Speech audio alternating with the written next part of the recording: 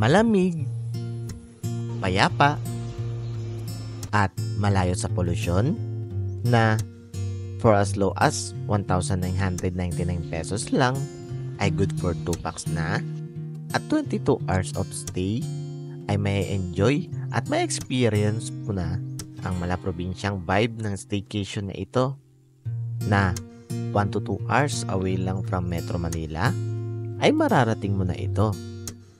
Kaya tara, samahan nyo kami at ipapakita natin ang ganda ng malaprobinsyang vibe ng staycation na ito.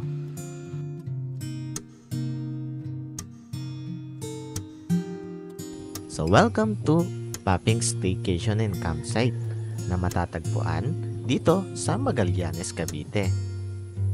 Sa pagdating pa nga lang namin ay damang-dama mo na talaga ang pagka-probinsya vibe ng lugar na ito. May napakagandang view, very Instagrammable, at isa sa mga nagustuhan namin dito ay yung kanilang mga unique room like O-room or tinatawag nilang cocoon room, van room, A-frame, at marami pang mga rooms na pwede nyong pag-stayan.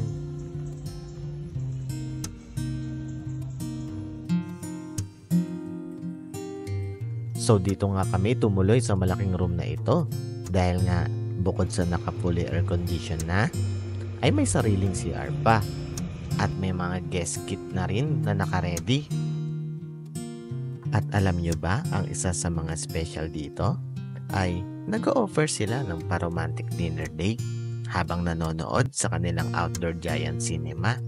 Kaya para masulit ang pagstay namin dito ay hindi na namin pinalampas ang pagkakataong ito. At pwede rin nga kayong mag-bonfire habang nagiinuman at nagkukwentuhan. At syempre, hindi nyo na rin paproblemahin ang pagkain kinabukasan dahil pwede kayong magpaluto sa kanilang crew.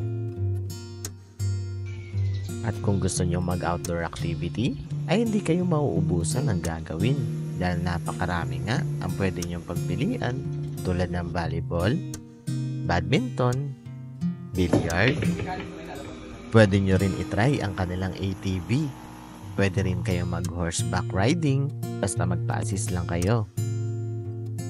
So bago nga kami umuwi, ay tinry din namin ang kanilang kawabat.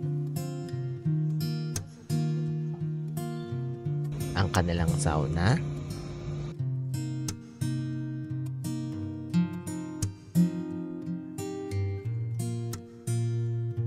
At last, ang kanilang nakaka-relax na jacuzzi. So for more inquiries and bookings, at gusto mo rin ma-experience ang mga ganito, ay mag-direct message ka na sa kanilang FB page. This is AK Venture. Ride safe sa lahat, and God bless.